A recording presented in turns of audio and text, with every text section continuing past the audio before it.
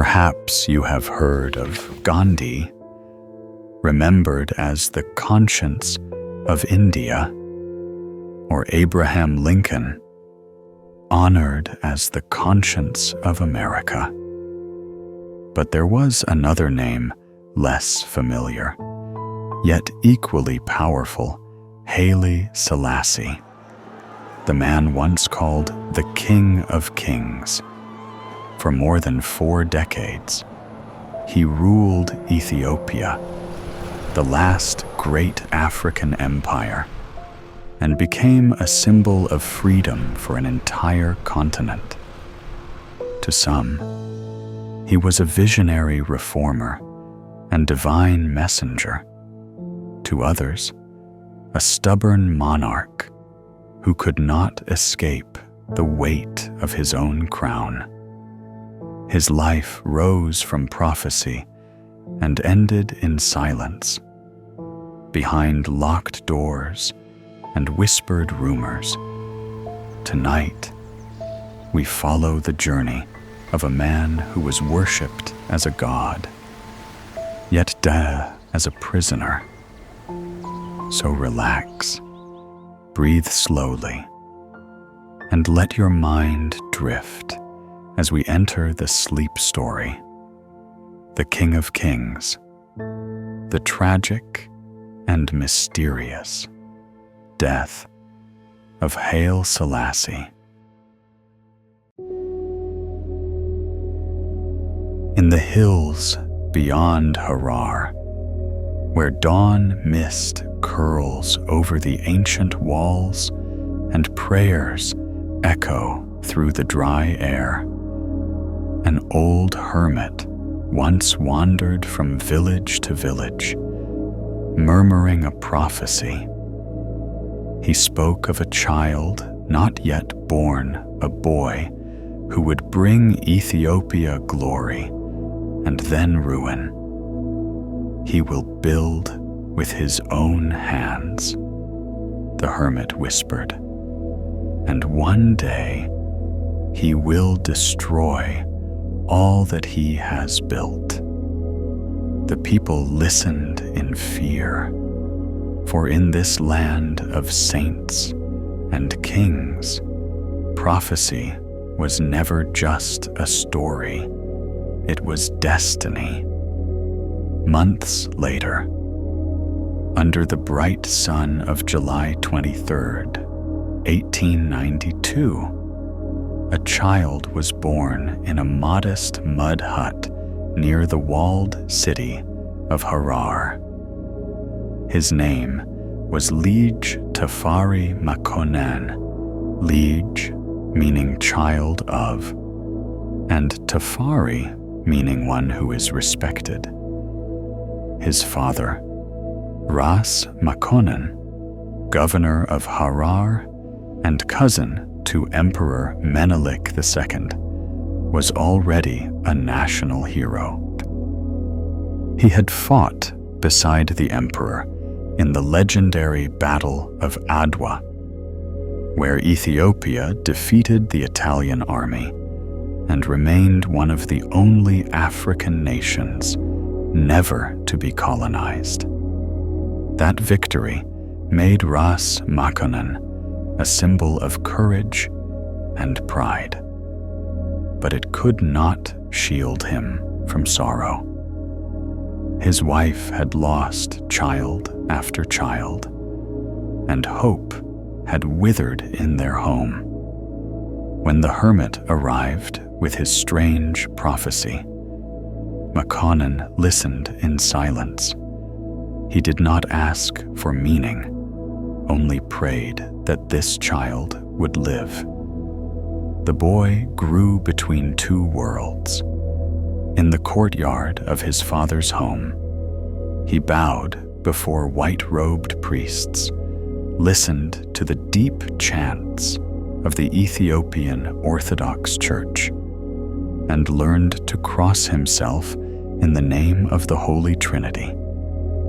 Yet in the classrooms of French missionaries, he discovered another universe, one filled with machines, maps, and ideas of progress.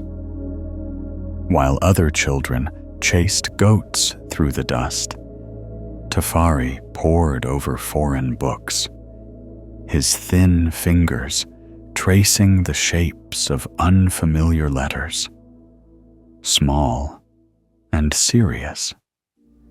He rarely smiled. His gaze was sharp, watchful, as though measuring the world around him. People said there was something unnatural about his calm, as if he carried knowledge far beyond his years. Some whispered that he was the child the hermit had foretold. Ethiopia, in those years, was a kingdom of faith and hierarchy, where priests and nobles ruled over farmers who plowed the same soil as their ancestors. The mountains kept the world out, but whispers of change were seeping in.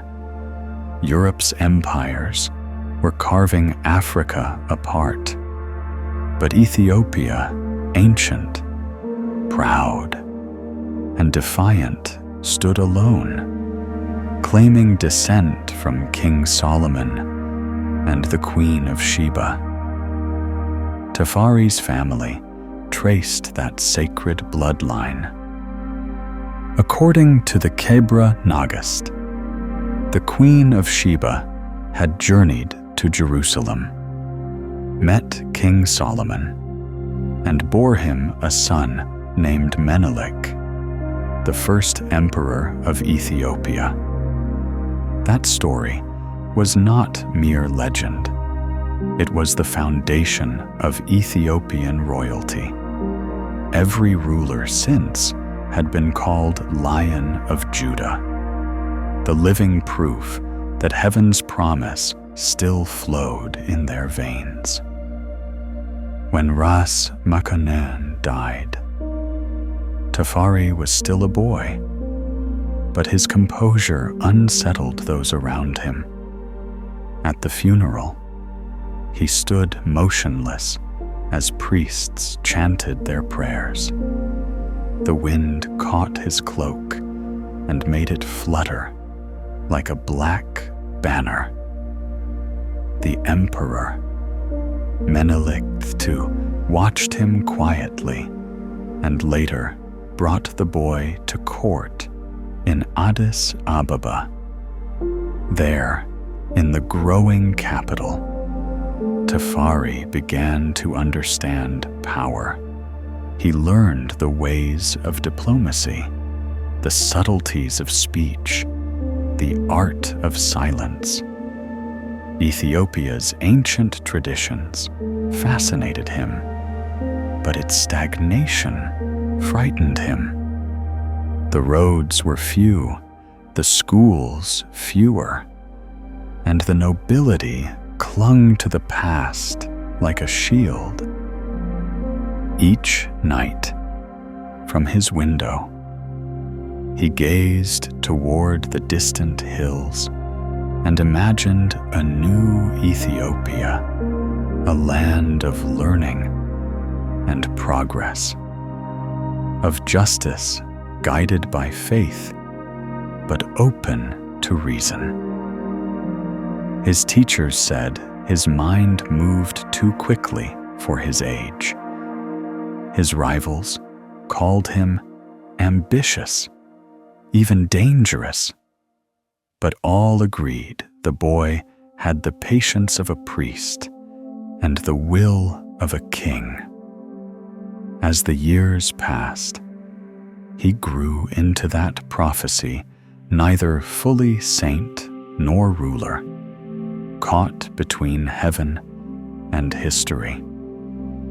On quiet evenings, he would walk the terraces of Harar, the call to prayer mingling with the fading bells of the church. To the east lay the Red Sea and the promise of the modern world. To the west, the highlands of old Ethiopia, bound by faith and memory. Somewhere between those horizons, his destiny waited patient, silent, and unyielding. For now, he was still only a boy, the child of a prophecy that Ethiopia had not yet begun to believe, but which history would one day remember.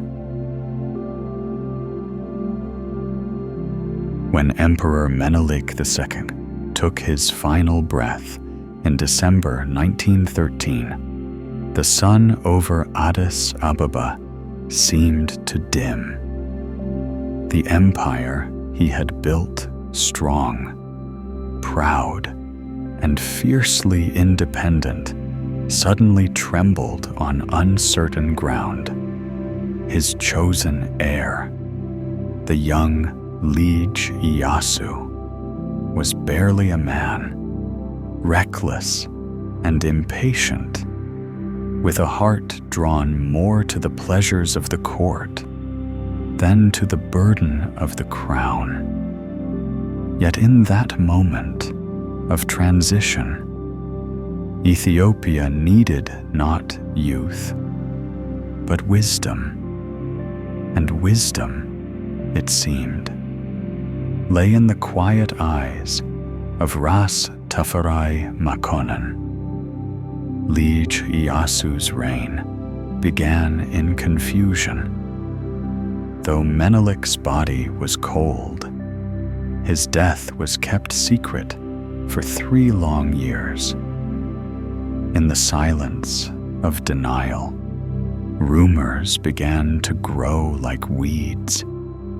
Iyasu, people whispered, had turned away from the church.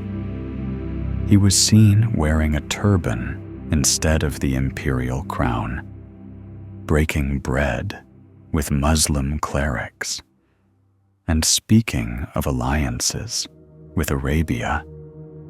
In a kingdom where the cross was carved into every heart, such gestures were blasphemy. The church turned against him. The nobles followed. In 1916, while Iyasu feasted in Harar, the patriarchs of the Ethiopian Orthodox Church gathered in Addis Ababa and proclaimed him a traitor to Christ. By evening, the throne was taken from him, and the name Liege Iyasu was struck from history.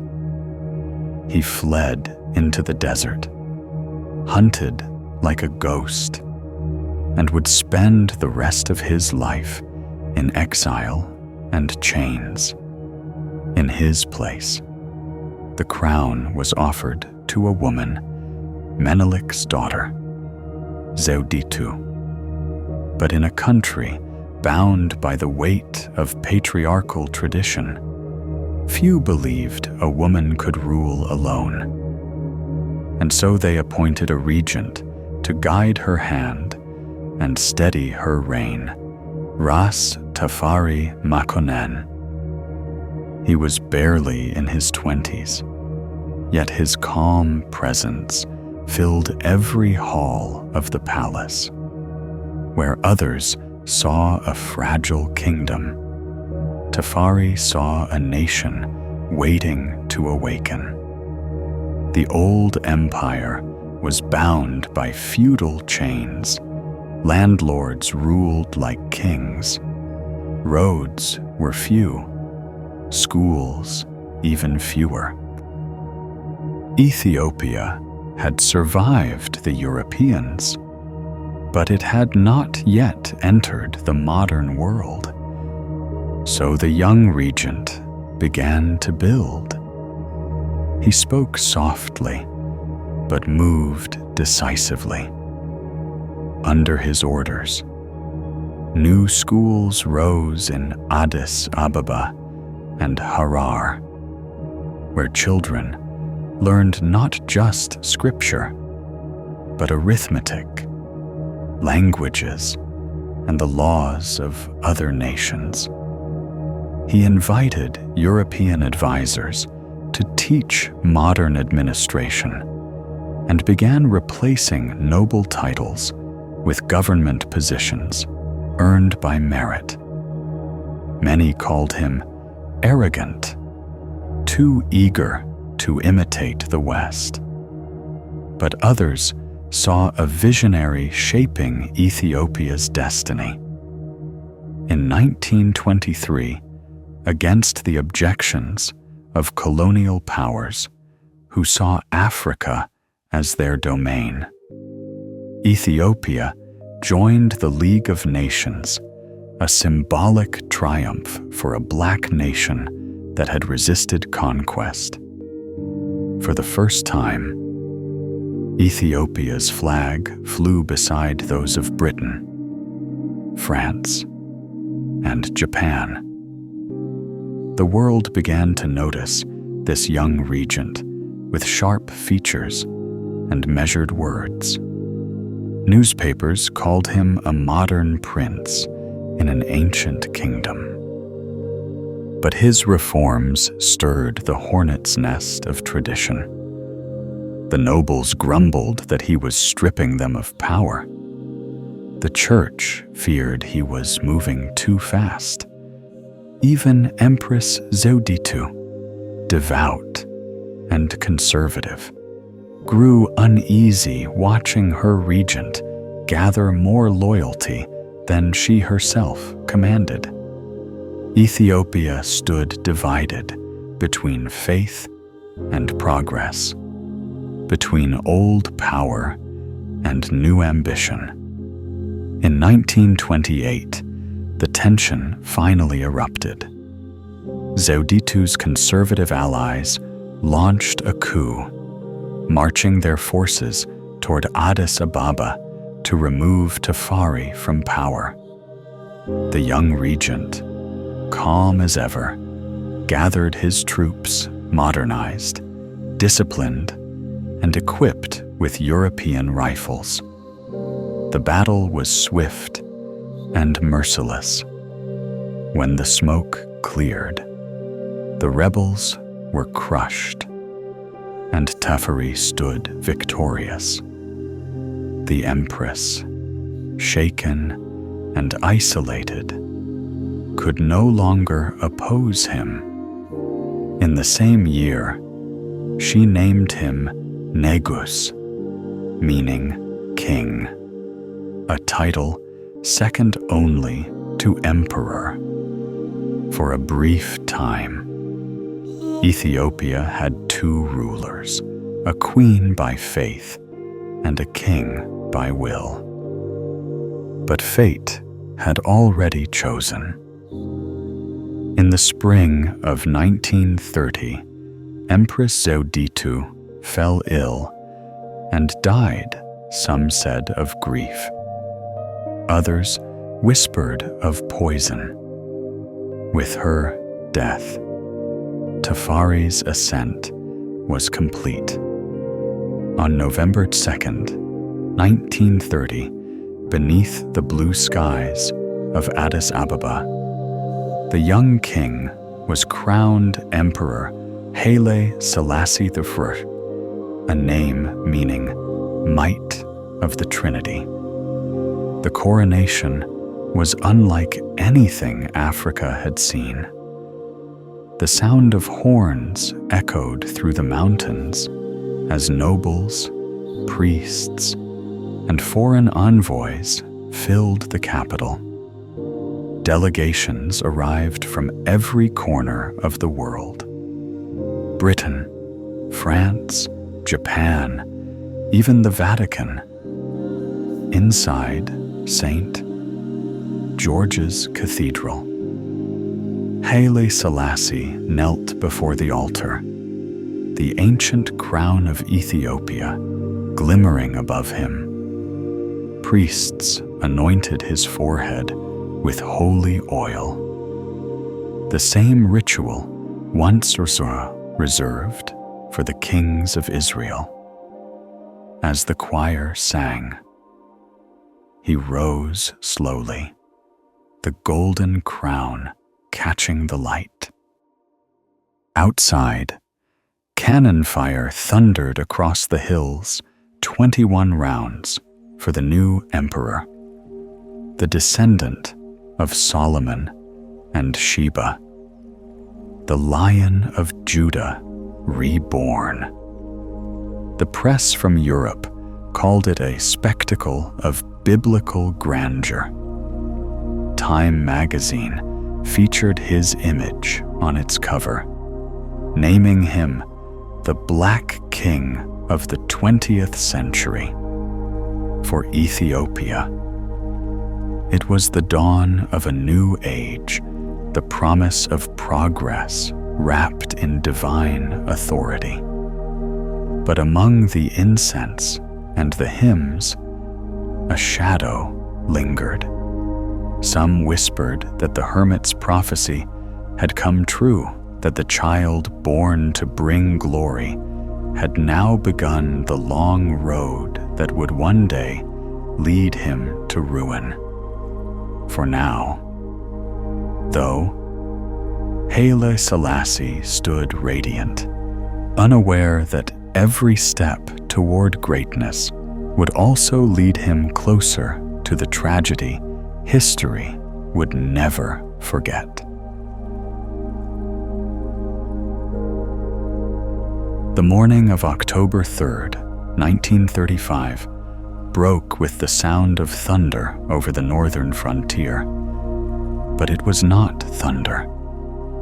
From the skies above the deserts of Tigray came the metallic roar of Italian planes, their bellies heavy with bombs. The Second Italo-Ethiopian War had begun.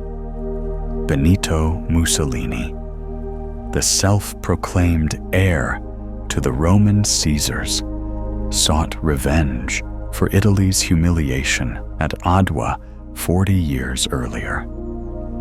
His dream was to forge a new empire across Africa, and Ethiopia, proud and uncolonized, was the jewel he craved most. Emperor Haile Selassie watched from the palace terrace as soldiers marched to the north.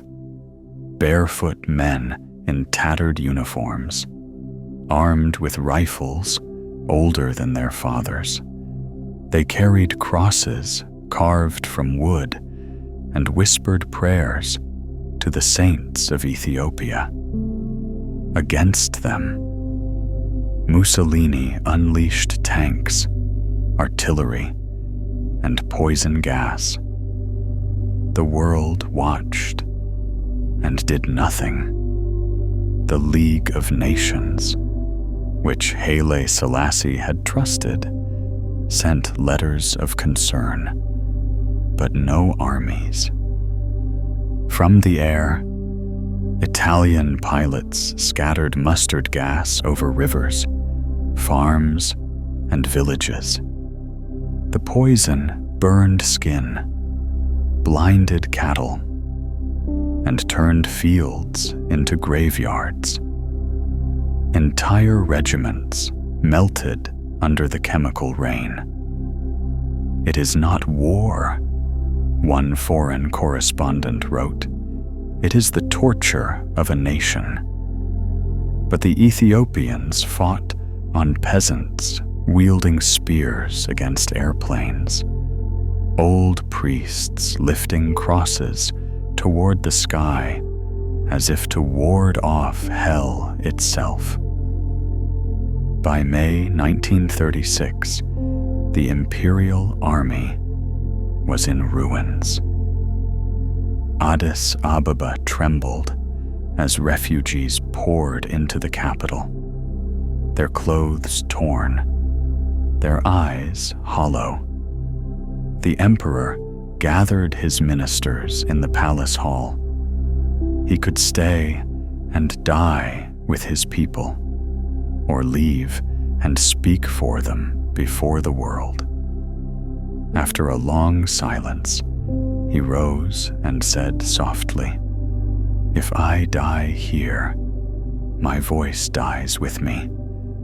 But if I live, Ethiopia will not be silent." 3 days later, Haile Selassie boarded a train bound for Djibouti. From there, a British vessel carried him across the Red Sea, through the Suez Canal, and on to Palestine and Europe. As he left, crowds knelt by the railway tracks, crying, "Don't abandon us, Your Majesty." The Emperor stood at the window, his face unreadable, and whispered, "I will return." Behind him, Italian troops marched into Addis Ababa. The Lion of Judah was gone, and the fascist flag rose over the city. In June 1936, the world saw him again, not as a ruler, but as a man in exile.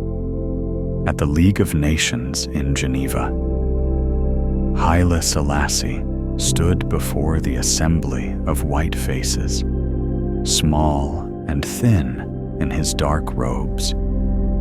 He spoke not with anger, but with sorrow. "I ask the world to remember," he said, his voice trembling but clear. "What has happened to my people today will happen to yours tomorrow." The hall fell silent. Some delegates wept, others shifted uneasily. But when the applause ended, no one moved to act. The great nations still bartered with Mussolini for peace in Europe. Ethiopia, it seemed, had been sacrificed. After the speech, Haile Selassie was given asylum in Britain. He settled in Bath, in a quiet Georgian house on a narrow street. Gone were the courtiers and the golden thrones. The emperor spent his mornings reading newspapers in English, French, and Amharic, clipping articles about Ethiopia. In the afternoons, he tended roses in the garden behind the house. Neighbors would see him walking among the flowers, stooped but dignified, his small frame wrapped in a long overcoat. They called him the Lonely King. Money was scarce. The British government gave him a small allowance, but even his servants had to be dismissed. He sold jewels to pay bills and borrowed books from the local library. Yet, despite the humiliation, he never abandoned the habits of a monarch.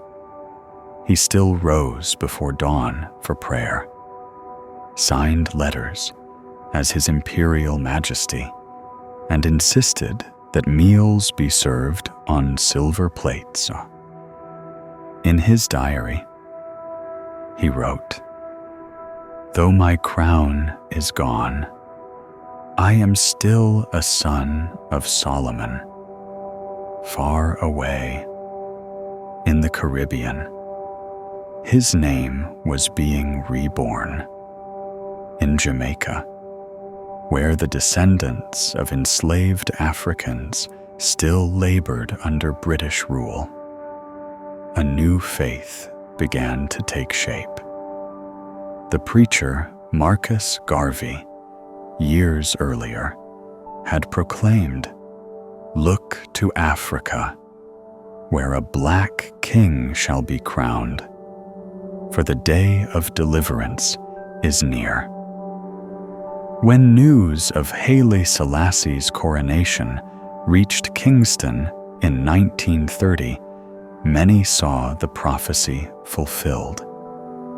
To them, the emperor was not just a man, he was the living God, the return of the Messiah, the conqueror from the tribe of Judah. Now, as Italy's bombs fell on Addis Ababa, the faithful in Jamaica fasted and prayed.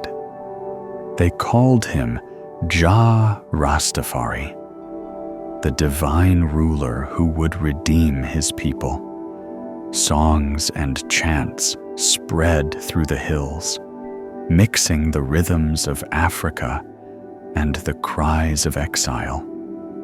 The Rastafarian movement was born not in Ethiopia, but in the hearts of those who had never seen it.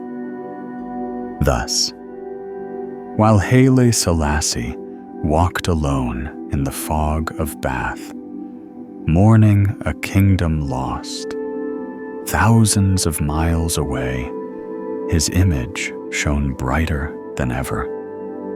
To some, he was the failed monarch of a defeated empire. To others, the anointed savior who would lead the black race to freedom. In the strange mirror of history, his fall became his ascension. And yet, the emperor himself knew none of this. Each night, he knelt by the window, gazing into the mist, whispering prayers in gaze. The wind carried his words beyond the garden wall, perhaps across the seas, perhaps homeward to Ethiopia. God's judgment is never without purpose, he once told a visitor. Even exile has meaning. He did not know that across an ocean, people were already calling his name in worship, awaiting the day their king would rise again.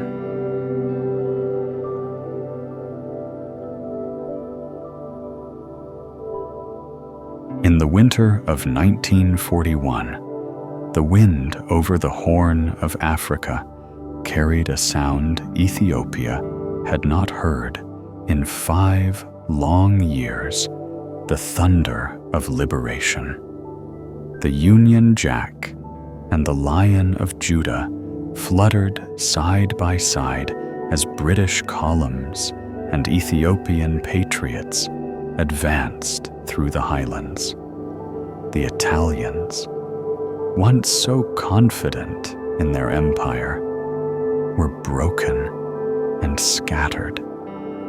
Behind them came the man they had driven into exile, the emperor who had promised his people, "I will return."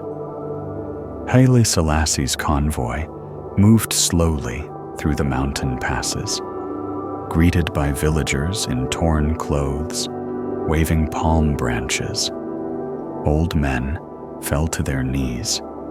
Women cried his name through tears of disbelief.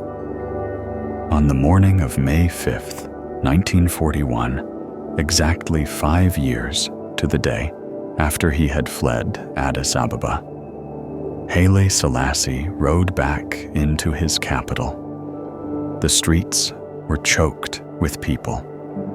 The city that had once echoed with the boots of fascist soldiers now rang with hymns and ululations. The emperor's car, a silver Alfa Romeo left behind by the Italians, crept forward through the crowd. When the door opened, he stepped out in a simple khaki uniform, his head bowed, his expression solemn. He did not wave or smile. He only said softly, "Today, God has given victory to Ethiopia." Many wept openly. They kissed the ground before him, shouting, "Long live the King of Kings." But Haile Selassie's eyes were heavy, not with pride, but with the memory of what had been lost. Fields burned, families torn apart, villages wiped from the map. Liberation was not triumph. It was resurrection through pain. Yet to the watching world, that moment became a symbol, the return of a sovereign nation, the victory of faith over empire. In the months that followed, Haile Selassie began to rebuild the nation from ashes. One of his first acts was to fulfill a promise long deferred, the abolition of slavery. Though earlier decrees had tried to limit the practice, it was under his hand in 1942 that Ethiopia officially outlawed it once and for all. "No man shall own another," he declared, "for we are all servants of the Almighty." Then came the schools, where there had been only church classrooms and missionary huts. He built public schools and training colleges. He sent young Ethiopians abroad to study medicine, law, and engineering, believing that knowledge was the truest weapon of independence. In 1950, he established Haile Selassie III University, the first in Ethiopia, so that his people would no longer look abroad for learning. "Education," he said, "is the key by which we open the doors of tomorrow." On the international stage, the emperor's voice carried farther than ever. Having witnessed the betrayal of the League of Nations, he became one of the first African leaders to champion the creation of a new, fairer body, the United Nations. When Ethiopia joined as a founding member in 1945, it stood as living proof that a small African kingdom could endure the storm of empire and rise again. In his speeches, Haile Selassie called for cooperation, disarmament, and respect between nations. To a world scarred by fascism, his words sounded like prophecy fulfilled. Across the oceans, his name began to echo in places where black men and women fought for their own dignity. In America, civil rights leaders quoted his speeches on human equality. In Ghana, Nigeria, and Kenya, young revolutionaries saw him as the father of African independence, the man who had shown that a black nation could stand equal among the white powers. The flag of Ethiopia, with its green, yellow, and red stripes, became a symbol for a whole continent. From Harlem to Accra, people called those colors the Pan-African Trinity. Haile Selassie embraced that role with humility.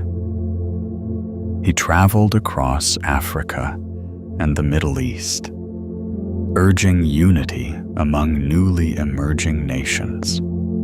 He hosted conferences, offered scholarships, and sent Ethiopian troops to serve in UN peacekeeping missions. To the world, he became the elder statesman of Africa, the bridge between the ancient and the modern, between throne and people. Yet, beneath his calm grace, the emperor carried the scars of war. He rarely spoke of his years in exile, but sometimes, when alone in the palace gardens, he would pause among the roses he had once tended in Bath. God humbles men to teach them wisdom, he told his ministers. If we learn from suffering, we rise greater than before. By the end of the 1940s, Ethiopia stood transformed. The roads were longer, the schools fuller, the spirit of independence stronger than ever. Foreign journalists began to call him the African Lion, a monarch who had defied fascism and lived to see his people free. In 1954, during his visit to the United States, he stood beside President Dwight D. Eisenhower on the White House steps. Cameras flashed as the two men shook hands, an image that traveled around the world. For millions, it was more than a diplomatic moment. It was history, coming full circle. The emperor who had once pleaded for justice now stood as an equal among the world's most powerful. The child of prophecy had returned from exile, and the empire of his fathers had been reborn. Yet somewhere in the quiet of his heart, Haile Selassie must have remembered the hermit's words that the same hands that built glory would one day see it crumble. But for now, Ethiopia was free, and the Lion of Judah once again ruled from his mountain throne. The dream of modernization. By the mid-1950s, the Empire of Ethiopia seemed to stand at the threshold of a new age. The flags of colonial powers were coming down across Africa, and Haile Selassie was determined that his ancient kingdom would not be left behind. He spoke of roads, schools, and parliaments, of a nation rising from the dust of feudalism into the light of progress to the outside world. It appeared that the emperor's long dream of modernization was finally becoming reality. In 1955, to mark the 25th anniversary of his coronation, Haile Selassie unveiled a new constitution, a document meant to signal Ethiopia's transformation into a modern state.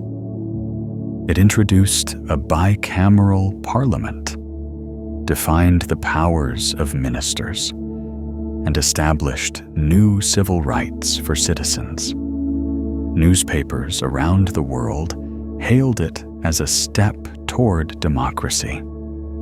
But inside the fine print, the emperor's hand remained firm.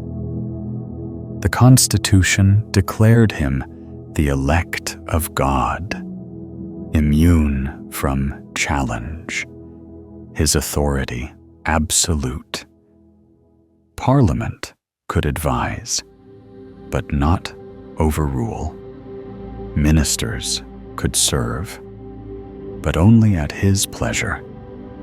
The machinery of modern government had been built, but the keys were kept in one man's pocket. Still, within those limits, change began to move. New highways connected the highlands to the ports of the Red Sea. Radios crackled in village squares, carrying the emperor's voice into homes that had never known a ruler, except by rumor. Young Ethiopians returned from universities in London, Cairo, and Paris, full of ideas about science and reform. Haile Selassie received them warmly, but always with the warning: Ethiopia must change, but it must never forget who she is. Beyond the palace gates, though, time passed differently. In the northern province of Tigray, the rains failed again. The earth cracked open, and the people starved in silence. Villages buried their dead in shallow graves as grain shipments passed them by on the way to the capital.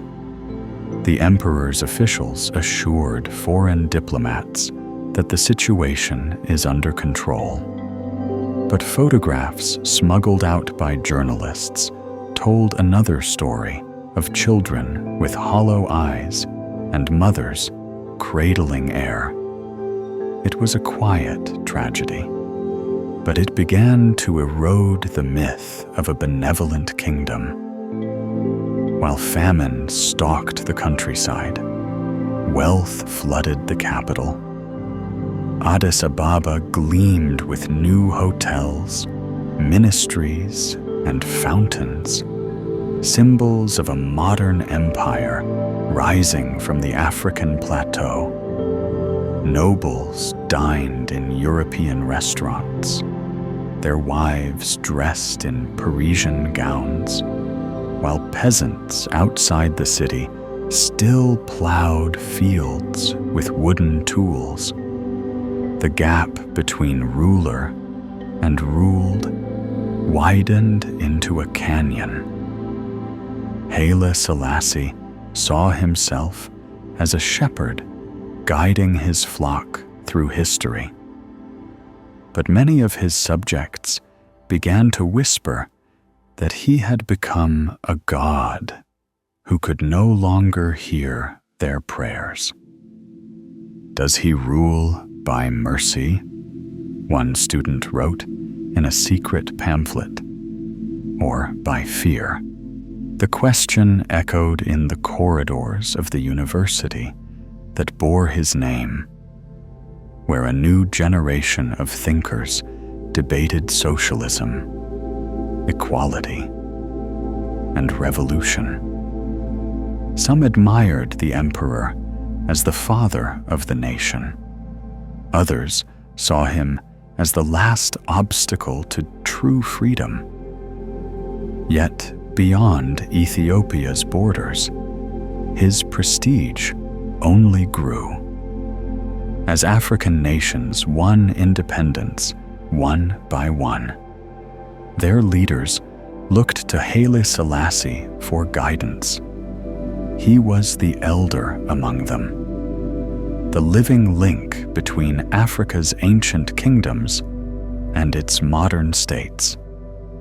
In 1963, in Addis Ababa, he founded the Organization of African Unity OAU, gathering more than 30 heads of state under one roof. The conference hall rang with speeches about unity, sovereignty, and the future of a continent finally breaking its chains. When Haile Selassie took the podium, the hall fell silent. "May this union," he said. "Be the voice of Africa reborn strong in brotherhood, firm in justice." Delegates rose in thunderous applause. From that day forward, they would call him the Father of Africa. But at home, the father's house was cracking. The aristocracy still held vast estates, peasants still paid tribute, and political dissent was silenced before it could take root. The emperor's reforms had changed the walls of the palace, not its foundations. His subjects admired him, but feared him, loved him, yet blamed him for their suffering. His photograph hung in every school and office, yet in the markets, people spoke his name only in whispers. At state banquets, foreign diplomats toasted his vision, while in the slums, hungry men stared at the glow of the palace lights and wondered what freedom really meant. To some, he was the Lion of Judah, a savior who had guided Ethiopia through war, famine, and empire. To others, he was a relic of another age, clinging to his throne while the world outside moved on.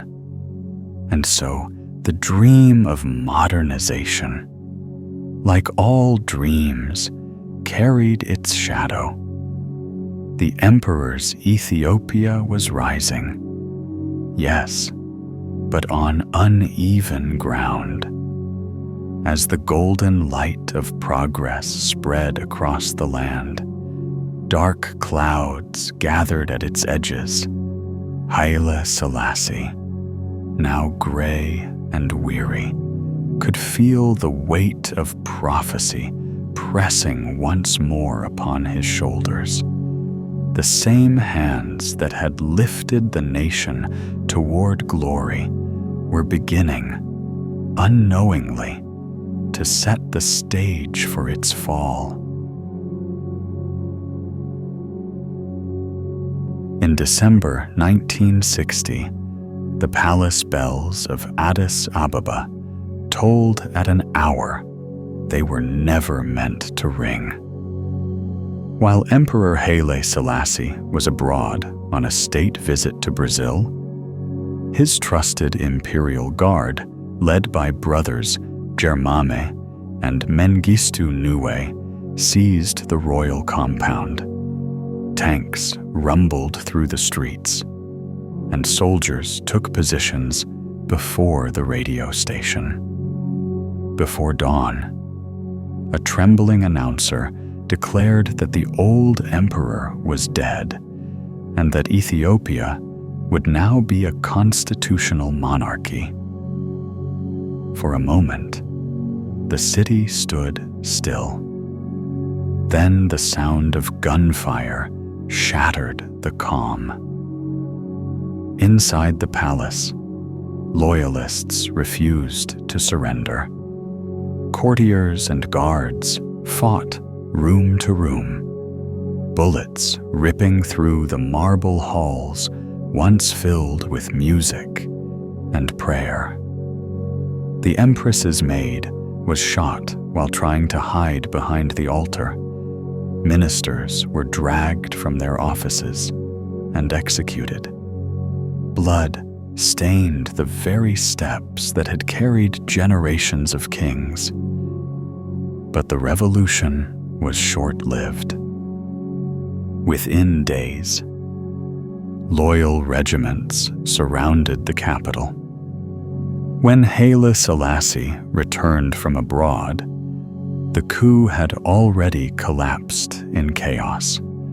He entered the palace in silence, his eyes hard and distant. Mercy is the gift of the strong, He told his generals, but the mercy he spoke of was thin. The Niue brothers were captured and executed. Their bodies were displayed as a warning. The rebellion had been crushed, but something deeper had cracked. For the first time, the emperor had seen his own image splinter, no longer the unshakable Lion of Judah, but a man vulnerable to betrayal. The blood on the palace floor was not just the stain of revolt. It was the mark of an empire beginning to decay from within. As the years unfolded, the cracks widened. The Eritrean War erupted in the north, where rebels demanded independence from Ethiopian rule. Villages burned, soldiers deserted, and the emperor's armies found themselves fighting a war they could neither win nor end. At the same time, famine began to spread once more through Tigray and Wollo. Government officials suppressed the reports, but the land told its own truth, fields of dust, rivers reduced to mud, mothers carrying silent children on their backs. In Addis Ababa, the emperor continued his schedule of state visits, banquets, and international conferences. To the world, he remained the dignified statesman, a symbol of African unity. But at home, faith in him was dying quietly. The people who had once cheered his name now stood in long lines for bread. The nobles who once bowed before him began hoarding grain, and the soldiers who once guarded his throne began to wonder if their loyalty still had meaning. Then, in 1973, the illusion shattered. For the first time, Ethiopian television broadcast footage from the famine zone's skeletal children, flies swarming around their faces, mothers staring blankly into the camera. The images stunned the world. This was the empire of the King of Kings. The man once worshipped as divine now looked powerless, distant, almost cruel. The BBC and international aid groups descended on Addis Ababa, demanding answers. The emperor's court tried to censor the broadcasts, but it was too late. The spell had broken. Within the military, anger began to boil. Young officers, unpaid and disillusioned, whispered in the barracks that the old man had lost touch with reality. Meetings were held in secret. They called themselves the Derg, meaning the committee. At first, they claimed only to seek reform, but their words soon darkened. The throne must fall. In the summer of 1974, protests swept through Addis Ababa. Students, teachers, workers all marched in the streets, demanding change. The emperor watched from his balcony as the crowds swelled below, chanting slogans that had once been prayers. In his eyes, there was confusion more than fear. He had ruled for 40 years, believing he was chosen by God. But now, even Gabwa seemed silent. The drums of rebellion grew louder, echoing through the highlands and down the corridors of the palace. Power was slipping through his fingers, not with the roar of conquest, but with the quiet inevitability of time. The old order was dying, and the empire of Haile Selassie, the empire of prophecy, was standing on the edge of its final dusk.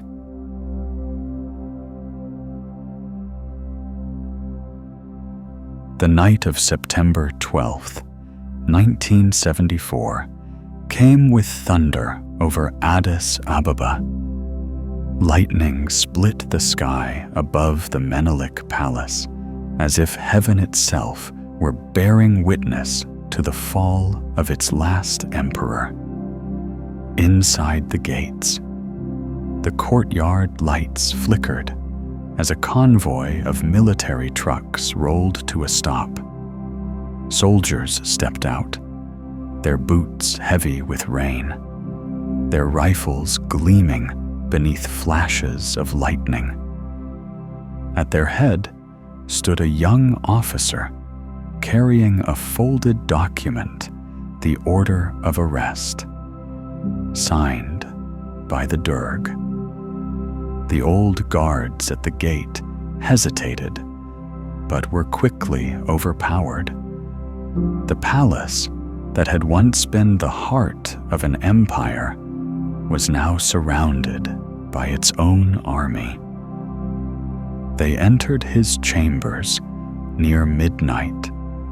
The emperor, 82 years old, was seated at a small desk, his glasses perched low on his nose, reading scripture by candlelight. When the officer read the order aloud, his voice trembled despite himself. Haile Selassie looked up slowly, his eyes calm and unblinking. "Does your government require that I come at once?" he asked. The officer nodded. The emperor reached for his cane, then paused and asked quietly, "Should I bring my cloak?" There was no answer. He stood, straightened his posture, and whispered a prayer in Ge'ez. "May God's will be done." As the soldiers escorted him out, thunder rolled again over the city, the sound of a world ending. The car took him through the dark streets of Addis Ababa, past the great cathedral he had built, past the empty university that bore his name. The rain fell harder, washing the dust from statues and flagstones, as if erasing the traces of his reign. At dawn, the convoy stopped at the Grand Palace, his new prison. Once the seat of emperors, it was now the headquarters of the Derg. Inside, his quarters had already been prepared, a small room, 4 meters by 4, stripped of furniture except for a narrow bed, a wooden chair, and a Bible on the table. The windows were sealed with iron bars and nailed shut. The light came only through a slit above the door. No one was allowed to visit him except a single servant, an old man who had once tended the royal stables. Each morning, the servant brought a tray with bread, tea, and a small bowl of stew. The emperor would greet him with the same words. "Thank you, my son. God bless your hands." He would then rise, wash his face, and pray, even in captivity. He insisted on maintaining the discipline of a ruler, his bed neatly made, his uniform pressed, his posture straight.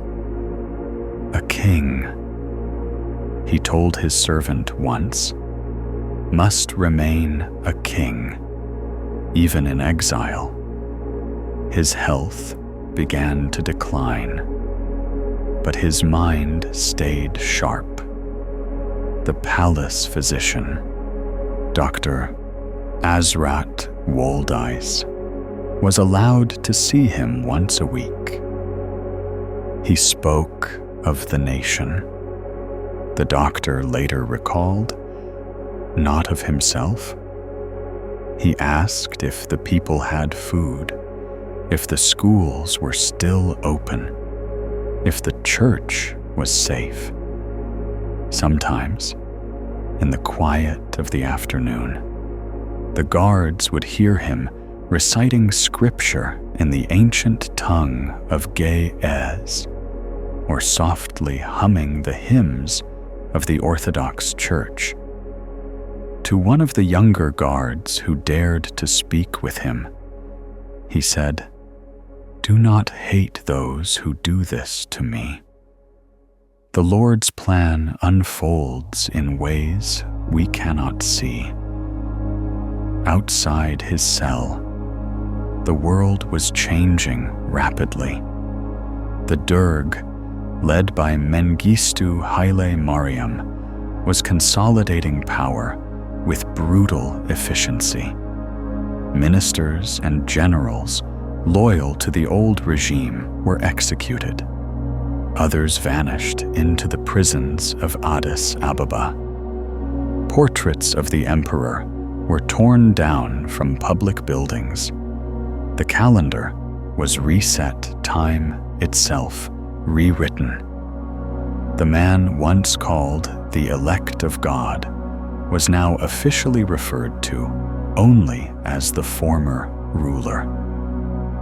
But inside that narrow room, Haile Selassie continued to live by the rhythm of faith, morning prayer, afternoon reflection, evening silence. On the night of August 26, 1975, a storm gathered again over the capital. Witnesses later recalled hearing strange noises from the emperor's quarters, a dull thud, a muffled cry, the sound of furniture scraping against stone. The guards on duty were ordered not to enter. When they returned the next morning, the room was silent. The servant knocked softly, then pushed the door open. The emperor lay motionless on his bed, his face covered by a thin blanket. The tea on the table had gone cold. The Derg announced that Emperor Haile Selassie had died of heart failure during his sleep.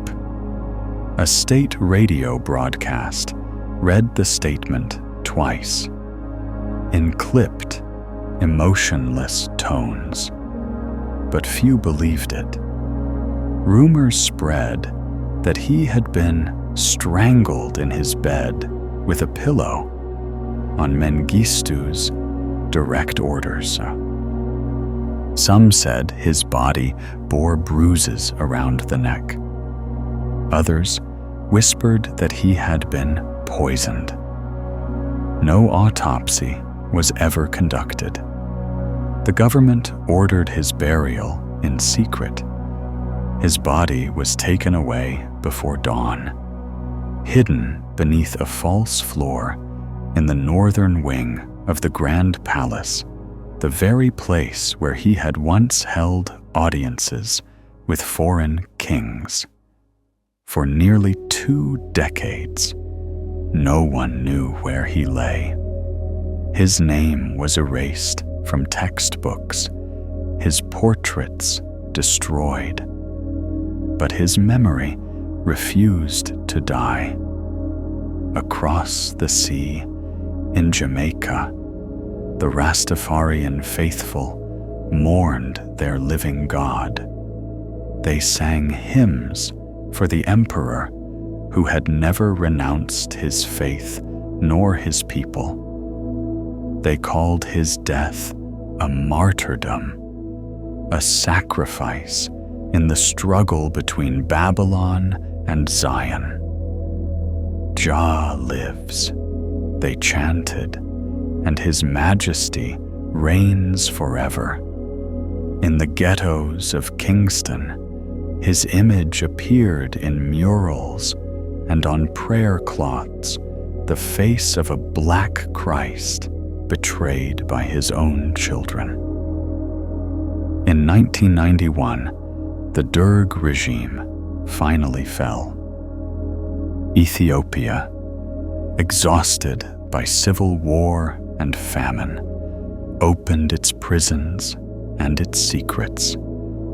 A year later, workers restoring the Grand Palace uncovered a shallow grave beneath the floor of a room once used by Mengistu's guards. Wrapped in a faded royal blanket lay the remains of Haile Selassie. The discovery sent ripples through the nation. Some wept openly. Others stood in silence. After 17 years, the king had finally been found. In the year 2000, his body was reburied in a grand ceremony at Holy Trinity Cathedral in Addis Ababa, the same cathedral he had built with his own hands decades before. The church bells rang for hours as priests in white robes led the procession. His coffin was draped in the flag of Ethiopia, red for sacrifice, yellow for faith, green for hope. Among the mourners were old soldiers, foreign diplomats, and Rastafarian pilgrims who had traveled from every corner of the world. Outside the cathedral, thousands of voices rose together in song. Jah live their chants carrying across the city like the heartbeat of history. Inside, the air shimmered with candlelight. Incense curled toward the domed ceiling as the choir sang the ancient liturgy. The patriarch placed the imperial crown at the foot of the coffin, whispering a final prayer.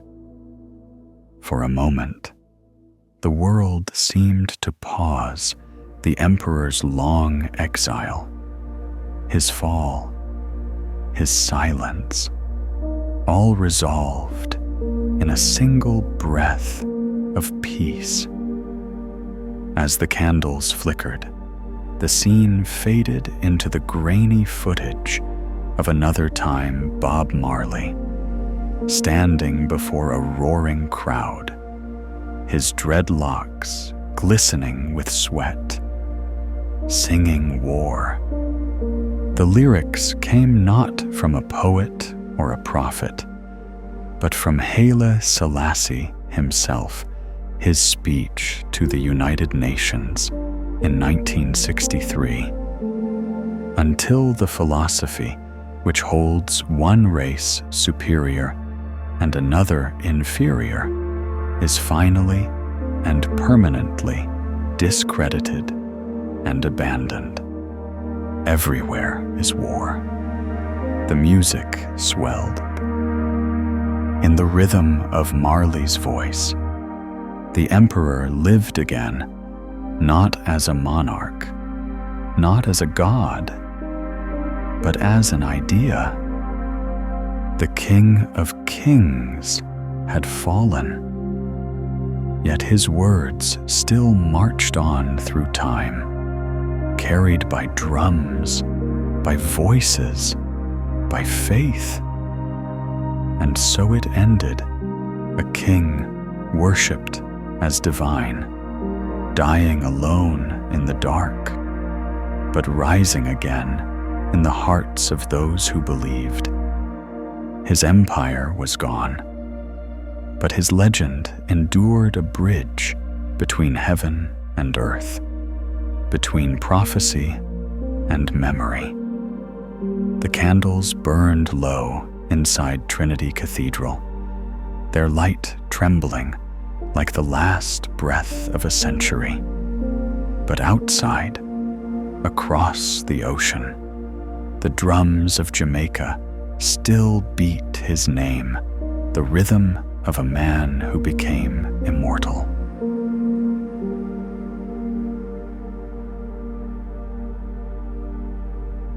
In the years that followed his death, Haile Selassie became more than a chapter in Ethiopia's history. He became a mirror through which the world still tries to understand itself. His name, once spoken with reverence in royal courts, now echoes in songs, murals, and movements far beyond the highlands of his birth. Across the globe, he remains an enduring symbol of dignity in the face of oppression, a reminder that even in the smallest nation, the voice of justice can thunder across continents. His words to the United Nations about equality, faith, and human worth became sacred scripture for the struggle against racism. In the 1960s and 70s, as civil rights marches swept through America, Black leaders carried his image alongside those of Malcolm X and Martin Luther King Jr. To them, Haile Selassie was proof that Black sovereignty was not a dream, but a living reality. His speeches on peace and moral responsibility inspired activists from South Africa to the Caribbean. When Bob Marley turned his 1963 address into the song War, the emperor's voice found new life, not in palaces, but in the rhythm of rebellion and redemption. Across Africa, newly independent nations looked to him as both mentor and model. The Organization of African Unity, which he had helped to create in 1963, became the foundation for what would later become the African Union. Even those who once opposed him admitted that no other leader had carried Africa's spiritual weight so completely. He stood for something larger than politics, for the idea that a people once enslaved could govern themselves with pride and faith. But in Ethiopia, the story remains more complicated. To some, he is still the conquering Lion of Judah, the anointed of God, the Savior who preserved the nation's sovereignty when all of Africa was carved by empire. Pilgrims visit his tomb at Holy Trinity Cathedral, leaving candles and roses, whispering prayers in Ge'ez, They see him as a saint, a ruler who, though flawed, embodied the spirit of Ethiopia's divine lineage. Yet to others, he is a relic of feudal rule, a monarch whose stubborn pride blinded him to the suffering of his own people. They remember the famine, the censorship, the privilege of the few over the hunger of the many, between worship and resentment. His memory remains divided, a wound that has not yet fully healed. Historians still argue over the truth of Haile Selassie's reign. Was he the enlightened reformer who dreamed of uniting a continent, or a ruler trapped in the shadow of his own divinity? Perhaps he was both. Like the continent he represented, his story is woven from glory and pain, faith and contradiction.